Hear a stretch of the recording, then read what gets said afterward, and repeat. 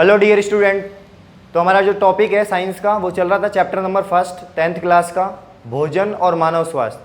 3 class हो गई है हमारी, ये 4th क्लास है और लास्ट क्लास है चैप्टर की। 3 क्लासों में जो भी मैंने पढ़ाया आई होप आपको समझ में आया होगा। और अब आगे चलते हैं।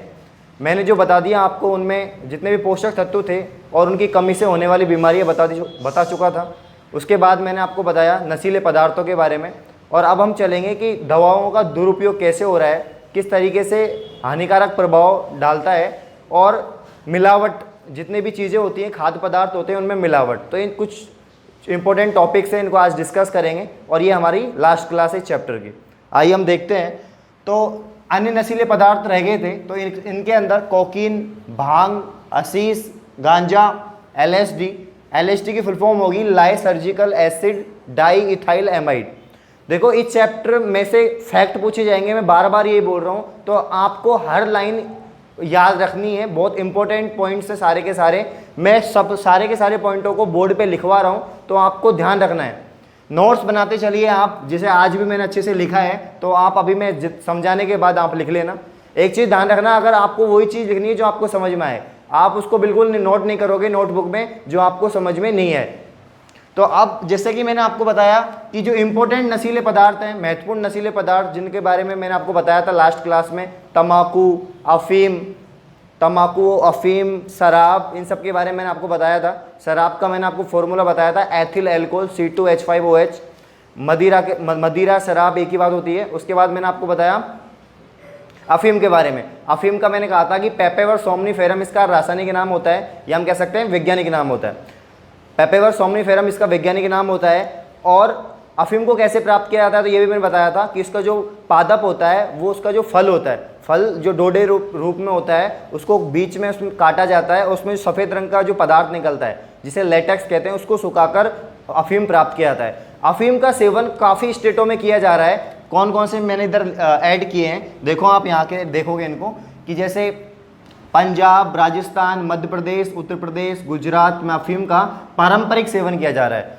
अगर हम देखें, अगर इन स्टेटों में अगर हम देखें तो जो अफीम का सेवन बहुत तेजी से बढ़ रहा है और निरंतर सेवन किया जा रहा है। तो हम अगर देखेंगे, एक आइडिया लें, दक्षिण एशिया के अगर वहाँ पर जो मांग है कि जितने भी ये ड्रग्स होते हैं इनकी मांग को लेकर जो एक अनुमान है, उस अनुमान के आधार पर भारत के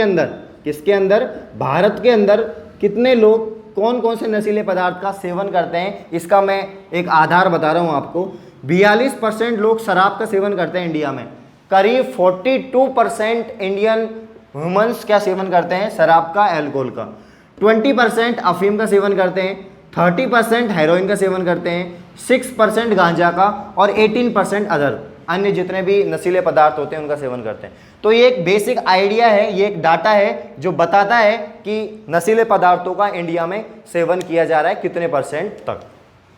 इसके अलावा मैं आपको बता देता हूं कि जो अन्य नशीले पदार्थ हैं, वापस से देख लो, कोकीन, भांग, असीस, गांजा, LSD, इसकी फुल फॉर्म है लाइसर्जिक एसिड डाई एमाइड। ये इसमें समझने का कुछ नहीं है, आपको सिर्फ पॉइंट याद रखने हैं, मैं आपको समझा रहा हूं।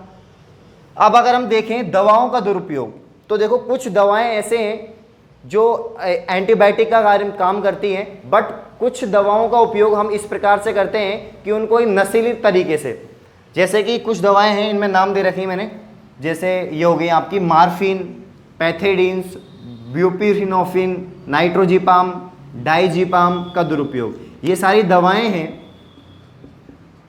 जिनका दुरुपयोग किया जा रहा है। इनके सेवन करने से एडिशन हो जाता है, आदत हो जाती है, और वो निरंतर सेवन करने से, क्योंकि कोई भी नशीला पदार्थ हो उसका सेवन करने से आनंद की अनुभूति होती है, और जितने भी परेशानी है उनको ऐसे लगता है कि बिल्कुल ही मज़ा सा आ गया। तो उस तरीके से नशीले पदार्थों का यूज किया जाता है, बट ये बहुत हानिकारक होते हैं, ये ध्यान रखना है आपको। बाकी अगर हम देखे जाएं खाद्य पदार्थों में मिलावट की बात करें, तो जितने भी पैकिंग के सामान आते हैं, चाहे आपके दूध से लेकर घी से लेकर जितने भी जो घर में काम आने वाले डोमेस्टिक प्रोडक्ट्स हैं, उन सबके अंदर मिलावट आती है। तो मिलावट के लिए हम देखें तो जैसे अगर हम बात करें कोल्ड ड्रिंक्स की बात करें, जो एक शीतल पेय होता है, ठंडा लगता है और गर्मियों में बहुत ज़्यादा पिया जाता है, तो जो कोल्ड ड्रिंक होता है उसकी हम बात करेंगे, उसमें क्या क्या ऐसा पदार्थ मिले होते हैं जो नुकसानदायक होते हैं ह्यूमन बॉडी के लिए। तो क्या क्या मिले रहते हैं बता देता हूँ आपको। इसके अंदर लिंडेन नामक एक हानिकारक पदार्थ मिला रहता है, डीडीटी मिला रहता है, उसके अलावा मेलेथियन मिला रहता है, क्लोरोपाइजीवॉक्स मिला रहता है। ये सारे के सारे हानिकारक पदार्थ मिले रहते हैं जो कोल्ड ड्रिंक जो बहुत नुकसानदायक होते हैं शरीर के लिए। फास्फोरिक अम्ल होता है, फास्फोरिक अम्ल क्या करता है, दांतों को बिल्कुल क्षरण कर देता है, इनका दांत बहुत खराब हो जाते हैं, पीले पड़ जाते हैं फास्फोरिक अम्ल से। और ये क्या करता है, यहाँ तक कि जो इंस्टेटाइन होती है, आंत होती है, उसको गलाने का काम भी करता है। इसके अंदर 0.4 ppS का सीसा पाया जाता है, मतलब कि कांच की मात्रा भी पाई जाती है, सीसा की मात्रा भी होती है इसके अंदर। किसके अंदर, कोल्ड ड्रिंक के अंदर। इसको मीठा जहर कहा जाता है। क्या कहा जाता है इसको, मीठा जहर कहा जाता है। कोल्ड ड्रिंक को मीठा जहर कहा जाता है क्योंकि इसमें काफ़ी मात्रा में हानिकारक पदार्थ पाए जाते हैं जो शरीर के जो अंग हैं, मानव शरीर के जो अंग हैं, उनको नुकसान पहुंचाते हैं। तो इसलिए इन सब का सेवन नहीं करना चाहिए और इनसे दूरी बनाए रखनी चाहिए। जितने भी नशीले पदार्थ हैं जो भी मैंने आपको बताए, उन सबसे दूरी बनाए रखनी चाहिए, उनका सेवन नहीं करना चाहिए, क्योंकि उनका सेवन करने से शरीर में बहुत सारी बीमारियाँ उत्पन्न हो जाती हैं और बहुत सारी बीमारियों को जन्म देती हैं। वापस से एक बार मैं बता देता हूँ कि जितने भी मैंने लास्ट क्लास में जो मैंने नशीले पदार्थ बताए थे, उनमें अफीम, तम्बाकू के बारे में मैंने बताया आपको, टोबैको जो है इसका इंग्लिश नेम है, और सोलेनम इसका मैंने बताया था आपके, सोलेनेसी कुल का पादप है। तम्बाकू कौन से कुल का पादप है, सोलेनेसी कुल का पादप है। पूछा जाता है हर बार क्वेश्चन में कि तम्बाकू किस कुल का पादप है, तो सोलेनेसी कुल का पादप है, सोलेनेसी कुल का पादप है। अब इसका वैज्ञानिक नाम क्या है तम्बाकू का, तो टोबेकम निकोटिएना। क्या नाम है इसका, टोबेकम निकोटिएना। तम्बाकू के अंदर कौन सा एल्कोइड पाया जाता है, तो उसमें कौन सा एल्कोइड पाया जाएगा बताओ, उसमें पाया जाएगा निकोटीन। कौन सा पाया जाएगा, निकोटीन। उसी प्रकार से अफीम के अंदर मैंने बताया था कि 30 प्रकार के, करीब 30 प्रकार के क्या पाए जाते हैं, नशीले पदार्थ या एल्कोइड पाए जाते हैं। उन 30 प्रकार के एल्कोइड्स में 4-5 प्रमुख है जिनके मैंने नाम बताए थे आपको, जैसे मार्फिन, कोडीन, निकोटीन, पेपेवरीन, सोमनीफेरिन। ये करीब 4-5 प्रकार के बहुत महत्वपूर्ण इसमें एल्कोइड पाए जाते हैं। किसके अंदर, अफीम के अंदर।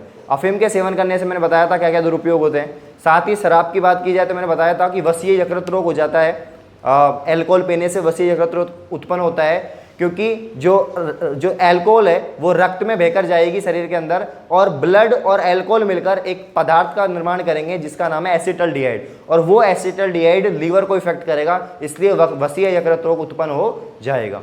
तो इन चीज़ों को ध्यान रखना। साथ ही मैंने बताया था कि तंबाकू का उपयोग कई प्रकार से किया जा सकता है, जैसे बीड़ी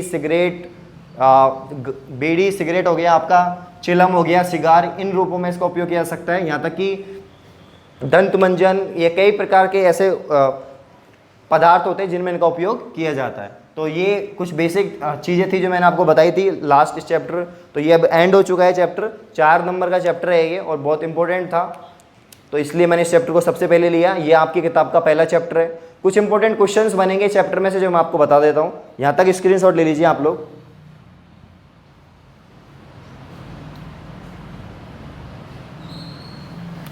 देखिए अब इसमें से जो चैप्टर कंप्लीट हो चुका है, आपको समझ में आ गया होगा, नहीं आया होगा तो आप कमेंट बॉक्स में जाके कोई भी टॉपिक आपको समझ में नहीं आया तो पूछ सकते हैं, जो भी वर्ड समझ में नहीं आया हो।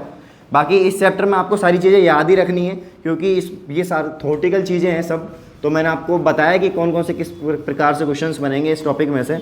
अभी मैं आपको कुछ क्वेश्चंस लिखवा रहा हूँ जिनको आप खुद भी सोचना कि क्या आंसर हो सकता है। जैसा पहला क्वेश्चन है, अफीम का वैज्ञानिक नाम लिखते हुए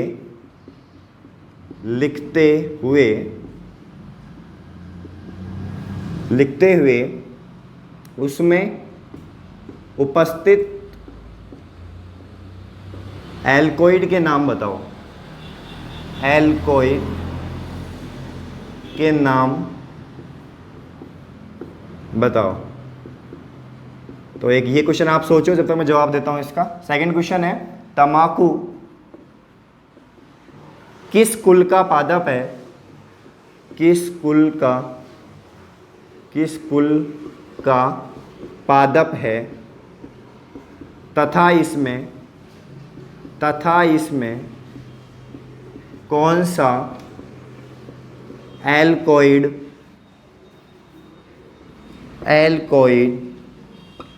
पाया जाता है। शराब का सूत्र बताओ।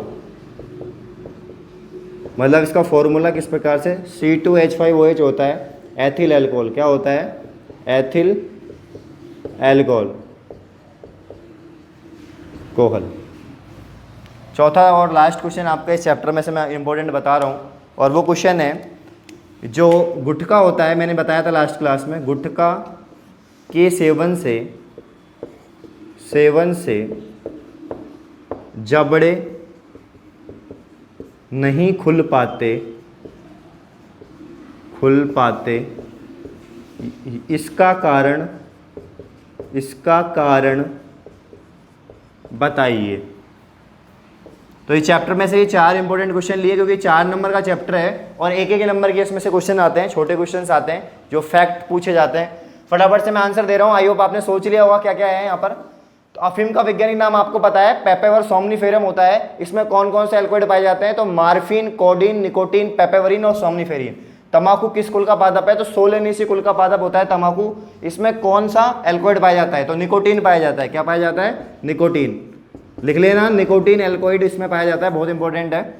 शराब का सूत्र बताइए, तो मैंने लिख दिया है यहाँ पर, C2H5OH एथिल एल्कोहल होता है।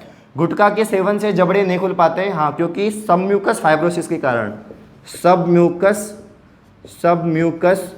फाइब्रोसिस के कारण, किसके कारण? सबम्यूकस फाइब्रोसिस के कारण। इस रोग के कारण जबड़े नहीं खुल पाते। गुटखा खाने से उसमें खिंचाव आ जाता है मांसपेशियों में और वो प्रॉपर तरीके से खुल नहीं पाते। तो ये कुछ इंपॉर्टेंट क्वेश्चंस और लास्ट वीडियो था इस चैप्टर का। ये चैप्टर दी एंड हो चुका है, आपका खत्म हो चुका है। इसमें कोई भी क्वेश्चंस आपको प्रॉब्लम कर रहे हो, कोई नहीं आ रहे हो, तो आप कमेंट बॉक्स में जाइए और क्वेश्चंस पूछिए, मैं जरूर आंसर दूंगा। अगर आपको इस चैप्टर के प्रॉपर तरीके से PDF या नोट्स चाहिए तो आप कमेंट बॉक्स में जाके अपने व्हाट्सअप नंबर मेंशन कीजिए, मैं आपसे कॉन्टैक्ट कर लूँगा। धन्यवाद।